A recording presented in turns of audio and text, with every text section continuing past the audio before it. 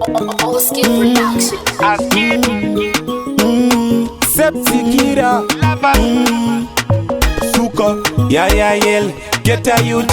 Mari anopa anozvibatsira batirira pachinhu chaunoda and don't give up pabasa rako kunge zepsikira yese yori kuita inobuda kana uchida mo saka chiita mo paunoshanda mo unotodzidza mo hanzi hapana kwanosvika iwe chingozvisimbisa zvavanotaura wongozvisiya so ukoma vangu munin'ina mukati shande tora ichi neichi simukati fambe vamwe vanokushora vachida zvirambe asi life yako yakachena saka usazhambe pavanobvunza uri kupi panguva ipfupi hanzi machokose vachikuona saka pfupi une matrikisi tora mvura urove sipi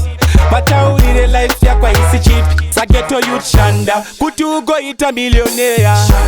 ramba uchivaudza feya kuti zvamaona sandizvo zvandapleya ike zvinomoto nditera nekushanda kuti ugoita milioneya ramba uchivaudza feya kuti zvamaona sandizvo zvandapleya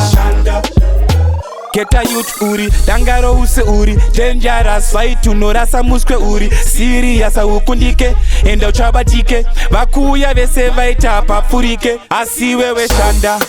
pavanenge vakarara maskati wodzidza pavanenge vachita mapati life ya uchararama ngaive life yavanorota vakarara kutanga nhasi watunoda kuita milioneya asi hama dzekughetodza kumisa hanzi hazviite iwe chingonovhura preya woti basa ibasa ende pabasa rangu atwite ona zepdzikira akashingirira akabudirira zviri nani kuedza pane kusiya anoda kudonedza mudze ndokukiya iwe sageta youth kuti ugoita milioneya ramba uchivaudza feya zvamaona sandizvo zvandapleya ike zvinomoto nditera nekushanda kuti ugoita milioneya ramba uchivaudza feya zvamaona sandizvo zvandapleya iko zvinomoto nditera nekushanda shanda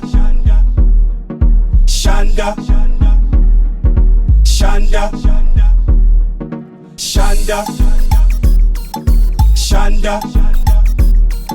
shanda